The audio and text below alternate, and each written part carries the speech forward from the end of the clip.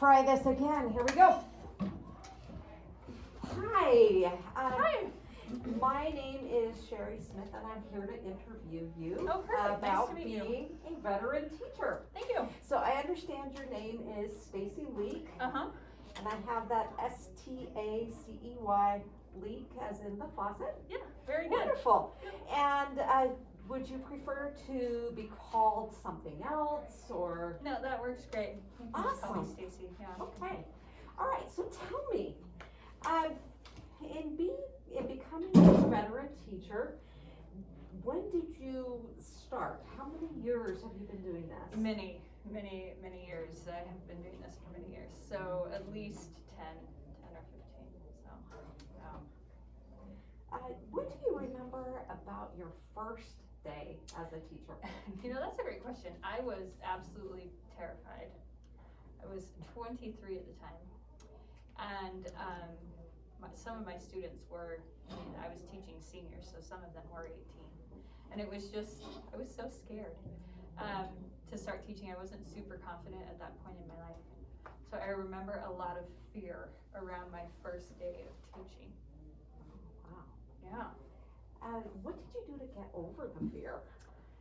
I think I just gained some experience in, knowing how to interact and build relationships with kids and work on making the lessons adaptable for what they needed, and that was really helpful to overcome the fear and to realize I had the opportunity to use my words to really influence them. So that was very helpful. Okay. All right.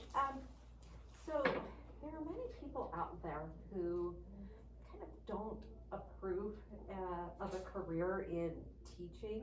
Yeah.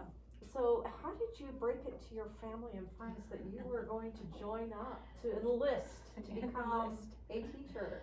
That's a great question. It's interesting. I come from a long line of teachers on both sides. So even though there are many who don't really approve of it for a career, my mom is a teacher. I have aunts and uncles who are teachers. So it was pretty easy to break it to them. That is what I had chosen to study in college, and no one seemed terribly surprised. So I understand that your branch of service is ELA. Yes, my branch. So how did you select this particular area? That's a great question. So when I was growing up, I have a sister that's 5 years older than me, and she was very influential in my decision making. Even though she didn't try to be, I just wanted to be so much like her. And she took AP English, and she read a lot of literature, and so I just kind of, from that, she did not go on to be a teacher. She's a dental hygienist, but just from those growing up years, it was very, very helpful. And so I learned to appreciate literature and decided to teach it. Oh, wonderful. So before you became a teacher, what did you think it would be like? And then part two of that would be, how did your perceptions change once you got started? Well, I always imagined that if I were a teacher, that students would just naturally listen to me. And can you believe that's not true? No. I know, shocking.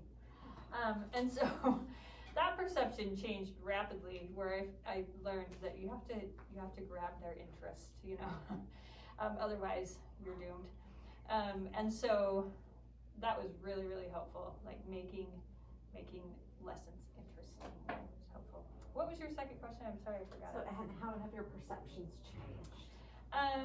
Definitely I'm more hopeful with my students. I used to not have quite a hopeful view of them, but I'm much more hopeful, and that helps me teach them better, stronger, just because I think they all have really good futures and they really can be contributors to their communities.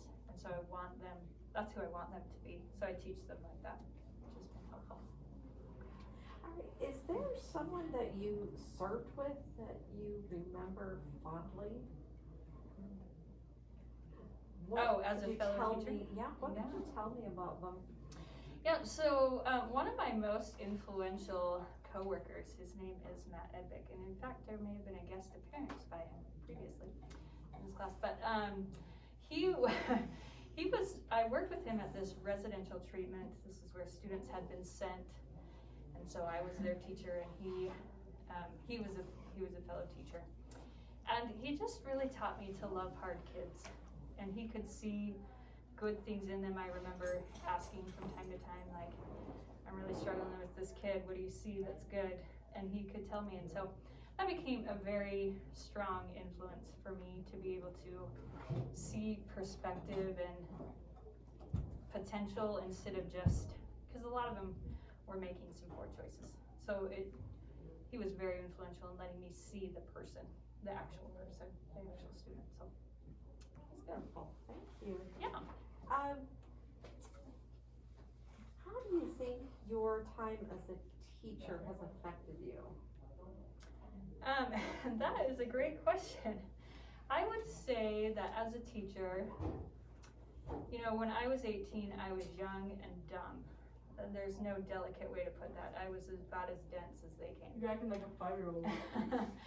And my time as a teacher has taught me that the world is very complex, and that there are a lot of issues that students are facing that I never dreamed of in high school. And it's really helped me to have compassion for humanity and really try to see students for what they're going through, and also for the people that they're becoming.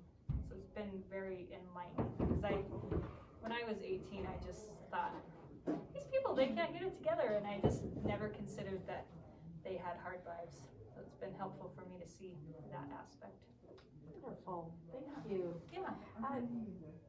What phrase or word will never be the same now that you are a teacher? Full moon. Full moon.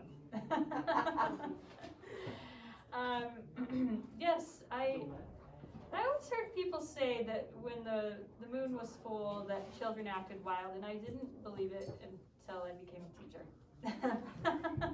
Wonderful. You can definitely tell when there's a full moon, because you're like, wow, that was a rough day. Oh yeah, it's a full moon. Okay, they were wild. Okay. Yeah. Thank you so much for your time. You're welcome. If I have any other questions, how would I best reach you? So best to reach me through email. Yeah. I will do that. Thank Okay. you so much for your time. Thank you. Didn't she do so lovely? All right, you guys.